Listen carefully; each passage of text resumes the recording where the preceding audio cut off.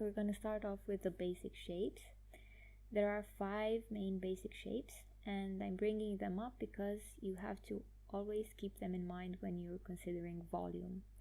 It's important to look at objects around you and try to decompose them in the most basic forms so that it's even easier for you to memorize them in your own visual library. So this is the sort of association I do. We have the sphere, I've drawn the cube, the cylinder, drawing the cone, and last the pyramid, which you'll see in a moment.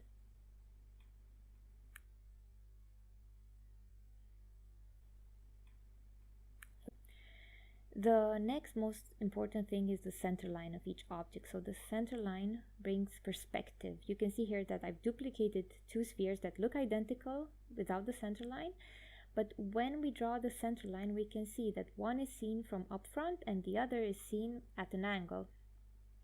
If we draw the dotted lines behind, we can see that it's seen from top to bottom, the first one, and the second one is seen from below. So the same thing can be done with a cube. You can see the center line by uniting the mid points of the 2 planes, 2 opposing planes. Here you can see that the center line is tilted as the cube goes towards the vanishing points. So keep in mind, center line equals perspective all the time. It's super important to know when you're drawing, especially organic shapes with this.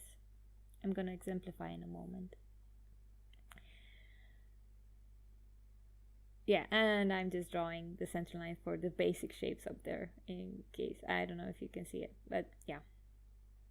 Contour. So contour helps you with many things. As you can see, I'm drawing a bunch of ellipses in a sphere because you can basically get this sort of shapes if you, I don't know, think of cutting it with a knife. So that's how an inside of sphere would look like.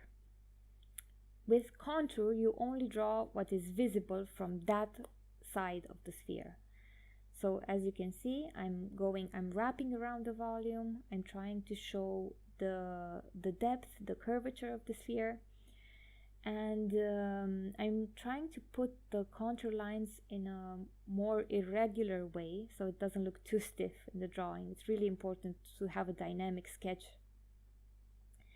Same thing with the cube. You can see that there are straight lines and they're always parallel to the lines of the edges.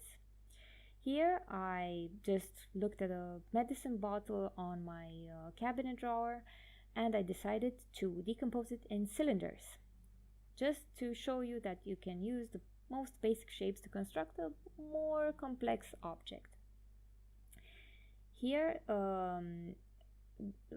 basically you can see the contour lines, it's rounding against the cylinders, and the cap is just, it's gonna be one taller cylinder.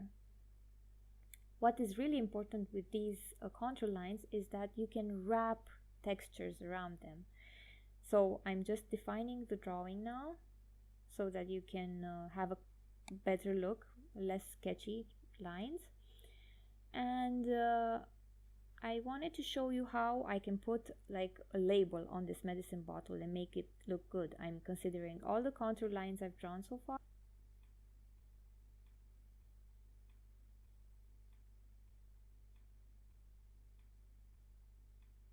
And you can see even the change in curvature. So we have straight lines down and like more rounded lines towards the second cylinder.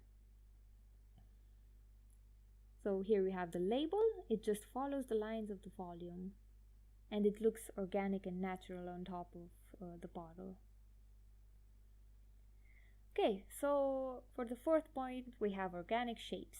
These are shapes that can be random. I'm just scribbling random shapes and trying to add volume to something that is initially flat, as you can see. Not even thinking about it, just going with the flow. So we're defining a center line.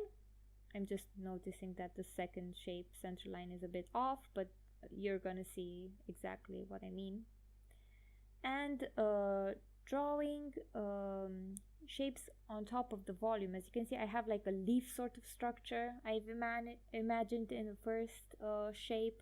Then we have like a bent sort of worm, I guess. In the second one, it should have been a bit to the left. Then we have a sort of disc, I guess. And for the last one, I included a bit more rigid lines. It's like we have a rim on one side, just drawn it, yeah, and a bit of a more round structure on the right side. Yeah, it's like always important to have these. You know how to shade things. If you know how to put the contour lines, you know how to add texture on them. I think it's the most important thing I've learned this month. Here I'm taking another organic shape, and I'm just showing you guys how a different center line can affect the volume of the shape. So the first one, you can see, just looks like something that's looking up front towards us. I'm adding, you can see I love to add double lines for volume. It just adds a bit of texture and flavor to the sketch.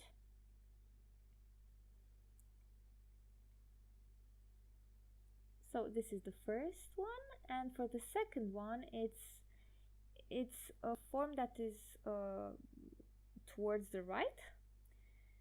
And as you can see, this gives out a completely different dynamic to the sketch.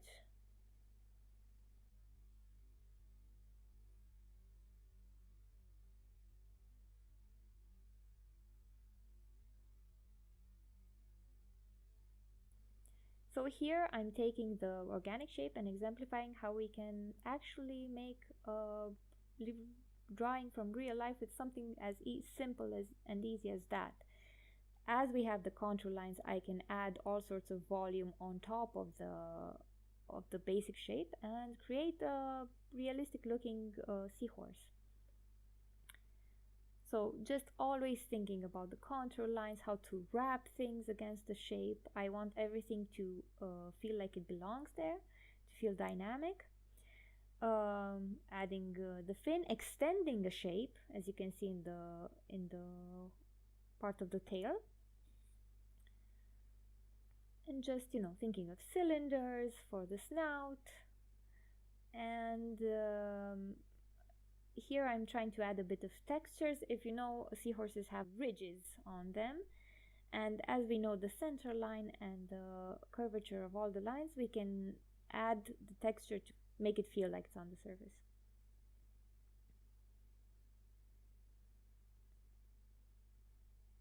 So yeah, just a bit of polishing, and for like a 5-minute sketch you have something that is defined and it looks believable. And here of course I get lost in details and just try to polish things up, but it's really a great exercise to do. Just take a random shape and try to transform it, or take a real life object and define it in a basic shape.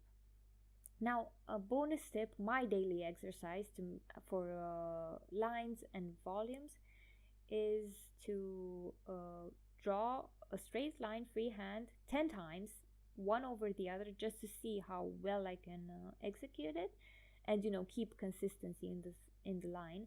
I do this for like 7 lines, 7 consecutive lines, and then I draw ellipses in them, try to make them as round as possible.